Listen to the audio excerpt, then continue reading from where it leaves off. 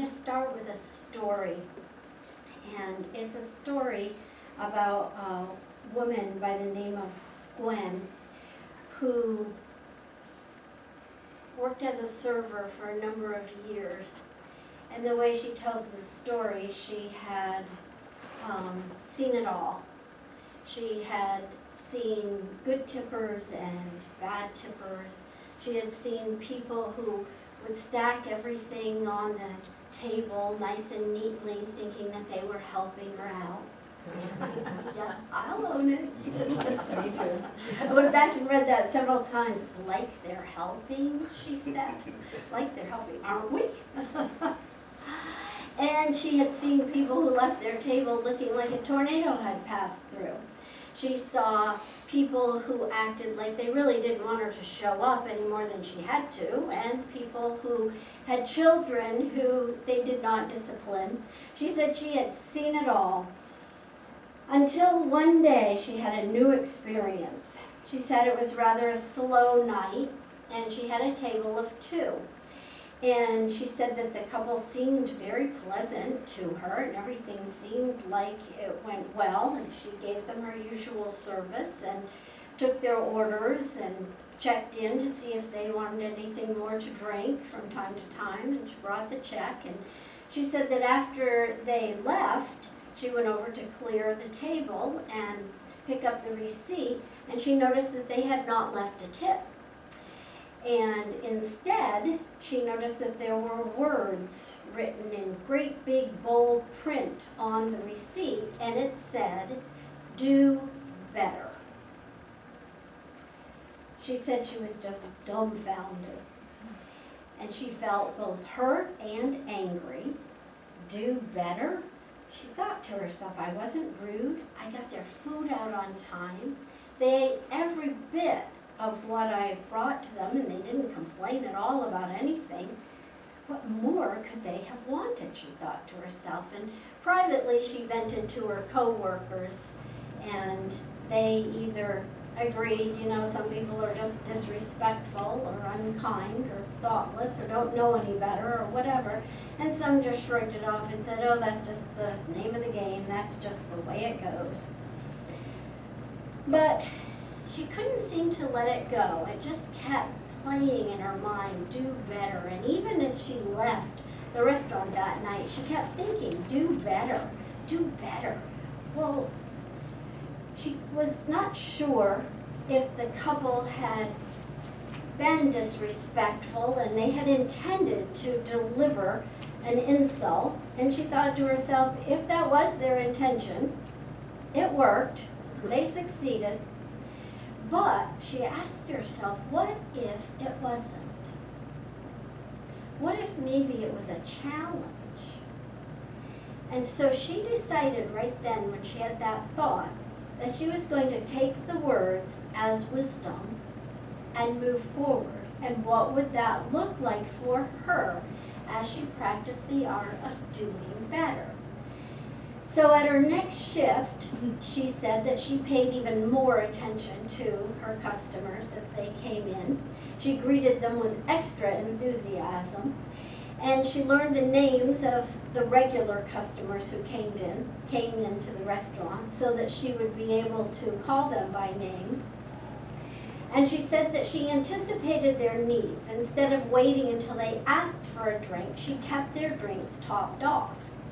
She said she also made sure that every dish, when she picked it up, instead of just rushing around and getting it, putting it on their table and then desk, teacher, on their table, she would check it and make sure that it was truly what they had ordered before she put it down, so that they wouldn't have to wait and tell her, oh, they got this wrong or that wrong.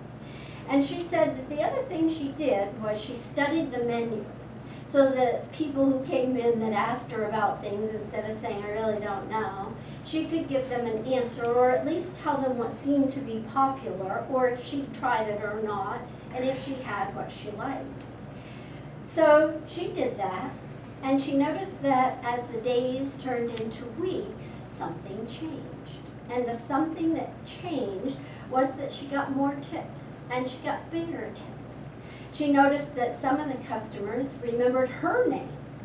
And not only that, but they often requested her section. They gave her glowing reviews to the point that her manager actually gave her compliments and started giving her better shifts for her job. So she says that that was all wonderful, but the story went on a little bit farther. She said that one night, a couple came in and they ordered dinner and they chatted with her a little bit from time to time. And when they left, she went over to the table per usual and cleaned up and took the receipt. When she picked it up, she said she expected the usual 20%, but this time, no, there was a note on it that was bold, and so she looked at what the note said first, and it said, "Best service we've had in a long time. Keep doing what you're doing." And she looked down at the tip then, and she noticed that it was a 50% tip. Wow, she thought, do better.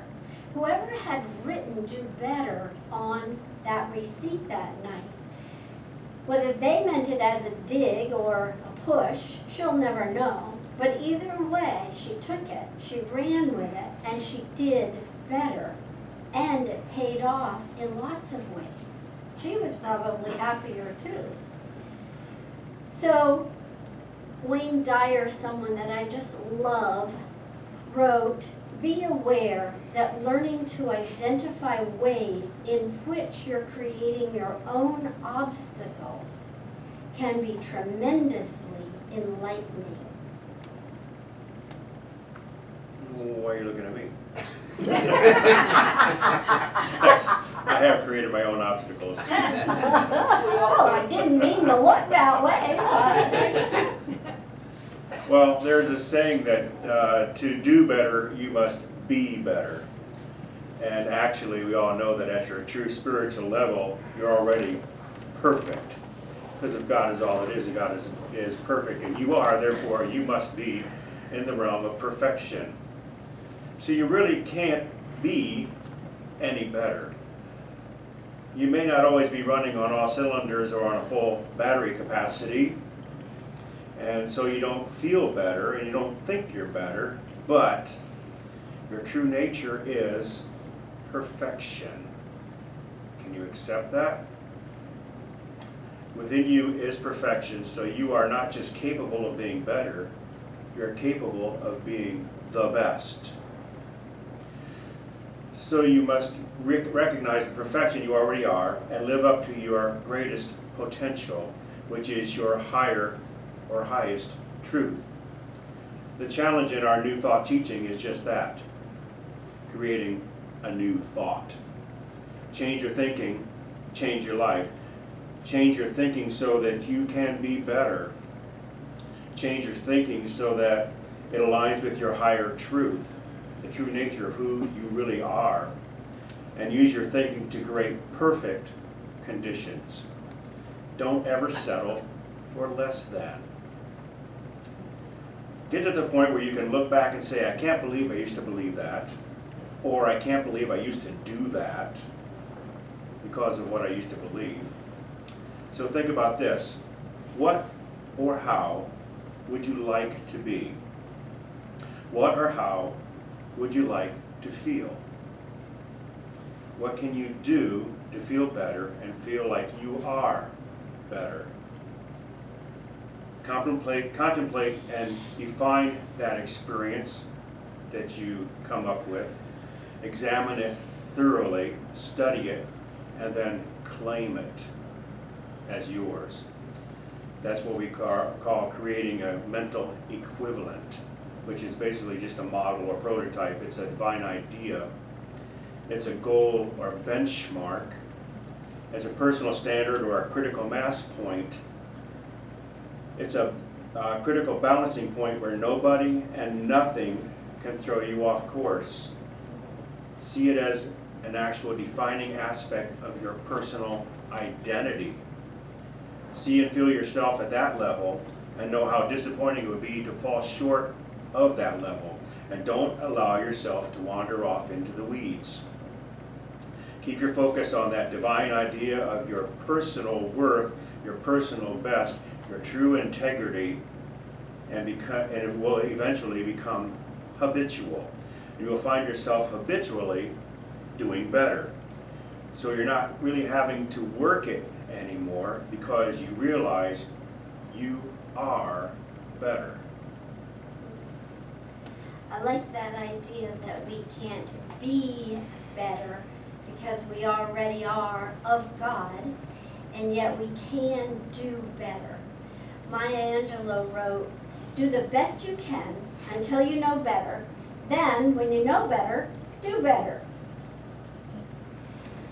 I think it's interesting in Gwen's story to notice the turning point. She played the ideas over and over, and she came to a point in the road, a fork in the road, where she had to make a choice. And that is just like us. We have all those situations in our own life, some big, some small, where we get to a point where we have to make a choice. And we can take the situation and ruminate upon it until we bring ourselves down into the pit of hell, or we can determine how to use the situation for our highest good, to do better. Gwen chose to use the words to grow herself. She gave thought to the words and then took action to grow herself. Judge not. Important words. The idea of doing better that we're talking about here today is not a comparison of what you do to what someone else does. It's not even about what others think about what you do. It's all about doing better ourselves in this moment to be our personal best self. And I know for myself that as we overcome one idea and we're like, oh man, I've mastered that. I am doing better. I'm doing really, really well with it. Something else comes up and I'm like, oh man, I never even knew I did that over there. Now I'm going to work on that one. That's life. That's human self. It shows up in our relationships with our work, with friends, with family. It just shows up. And so it's important for us to be our personal self, personal best self, and at the same time, release all self-judgment about ourselves. Don't you just love it when you realize a higher level of success in something that you're doing? It could be something you're saying or something you're taking action with. It feels accomplished. So an example from my life, because of course if we're going to talk about doing better, of course that's what I was thinking about all week long. And I was thinking about where were some of the places and what were some of the ideas. And I remembered that when I first began taking Zumba lessons, and I took them on my TV with a DVD, I remembered that I was thinking to myself that I looked so spastic because there was a mirror off to the side. And so I would see myself from time to time, and I didn't look at all like the group on the TV. But when I didn't look in the mirror, I felt like I looked like that group on TV. And I thought to myself, you know, I owned a dance studio for 18 years. I should have been able to master this. No, that was a judgment statement. Take the judgment away and just do better. And how in that situation?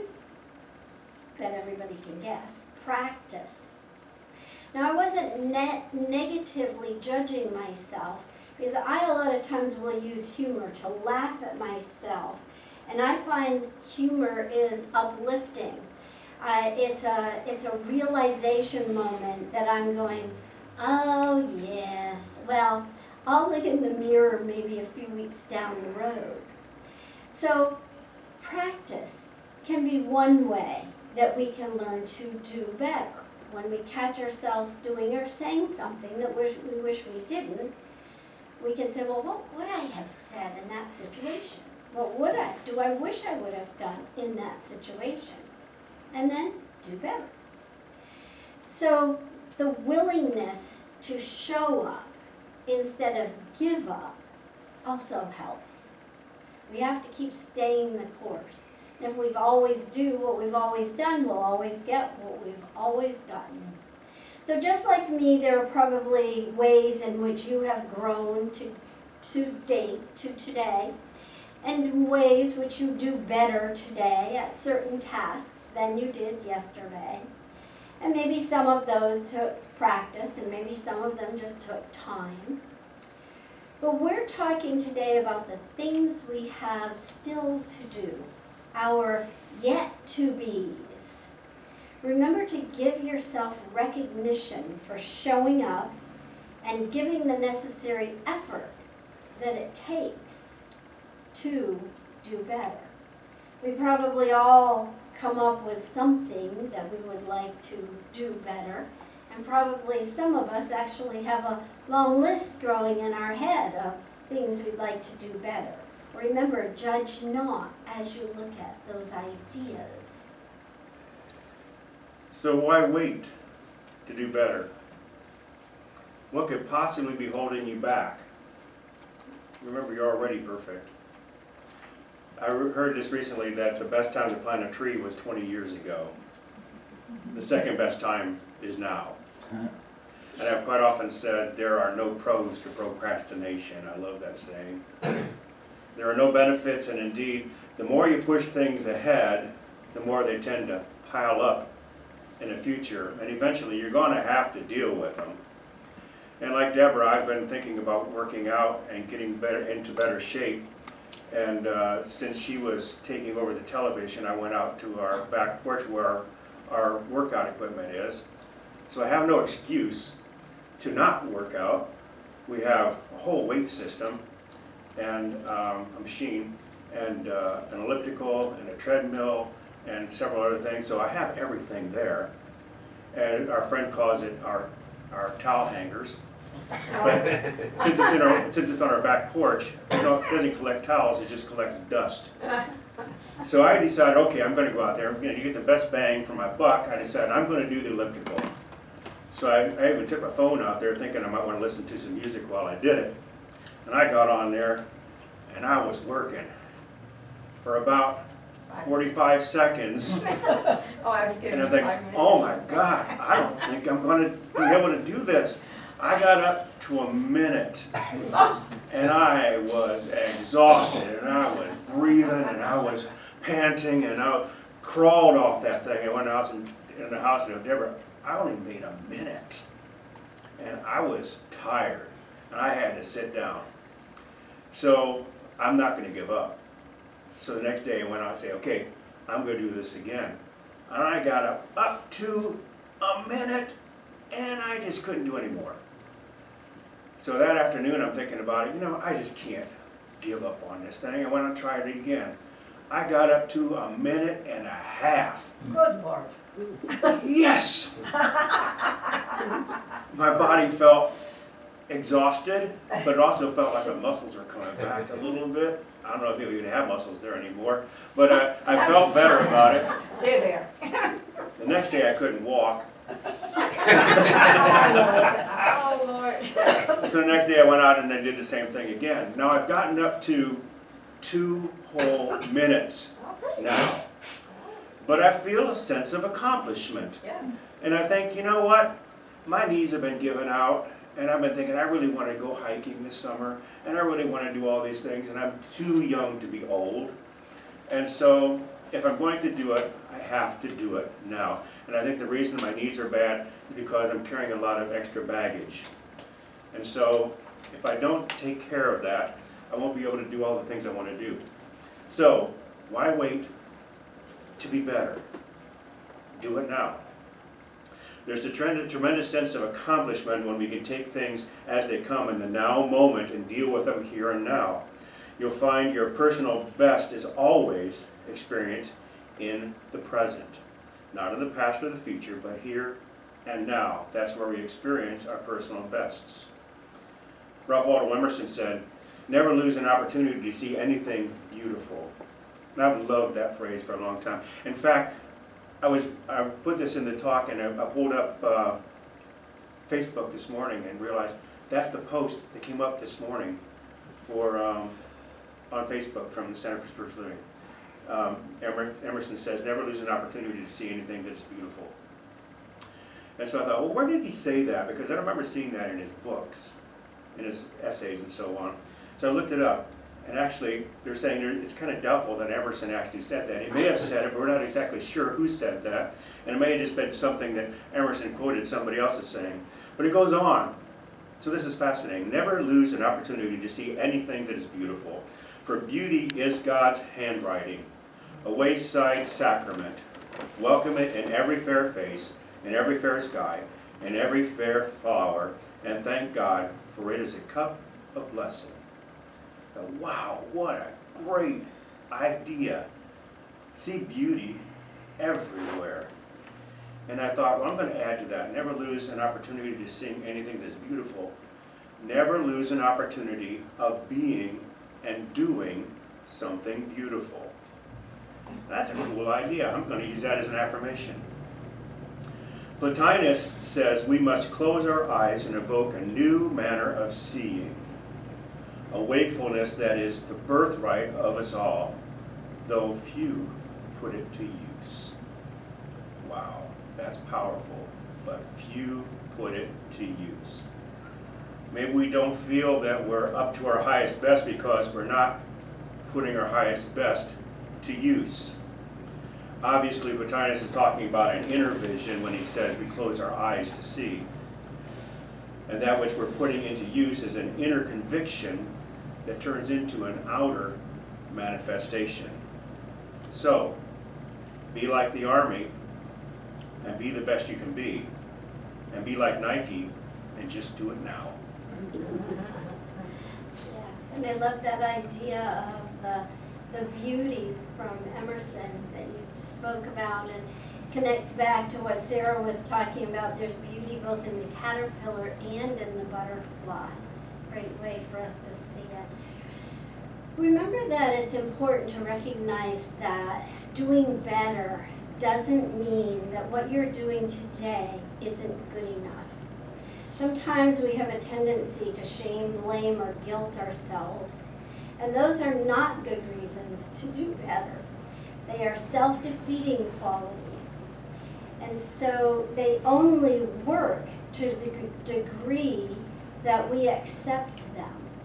If we no longer accept blame, shame, or guilt, then it is not affecting our life. And that is an important one.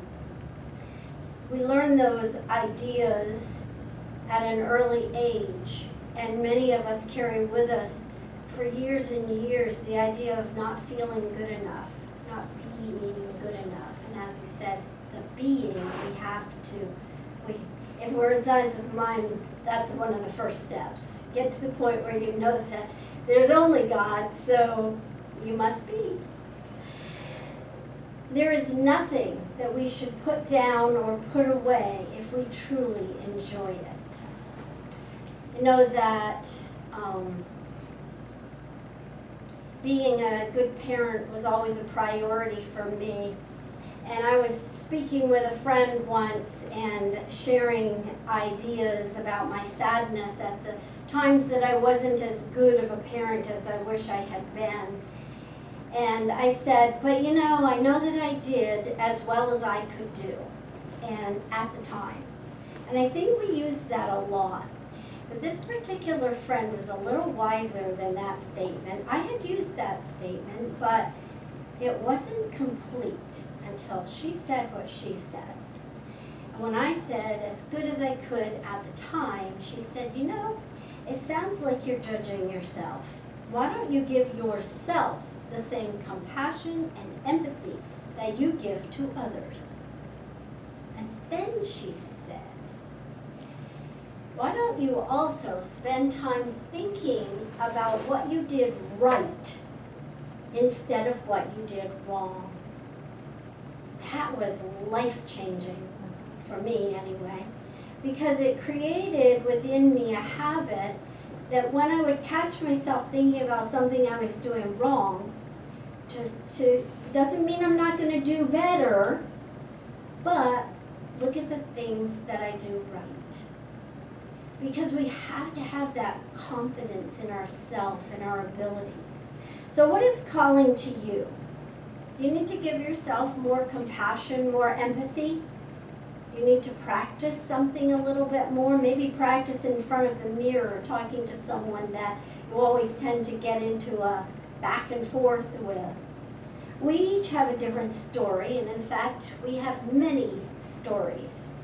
At the same time that we realize that we're in this human body and we can do it better in our humanity, we want to remember that we are already perfect just as we are. You belong to the universe, and in this belonging, you find a sense of security, your sense of security. So you are able to look at the idea of doing better without judgment for who you are right now. And in so doing that, you end up finding ways and insights to do better.